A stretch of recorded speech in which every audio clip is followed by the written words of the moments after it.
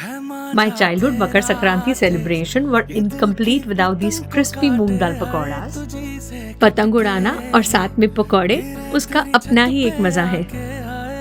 Start by adding your yellow and green moong dal and wash it 2-3 times till the water is clear. Soak this for 3 to 4 hours or ideally overnight. Blend this with ginger and green chili and very little water to form a coarse paste.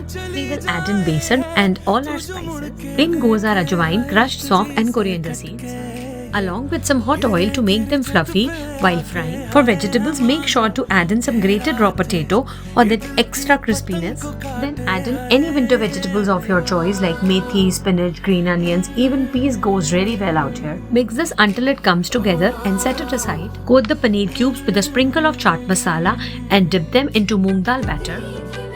Fry these until you get an even golden brown color from all sides and our crispy moong dal pakodas are ready. You can customize these the way you like it. These are even great without paneer and more veggies too. Serve with green chutney and any chutneys of your choice and you have an irresistible winter dish to share.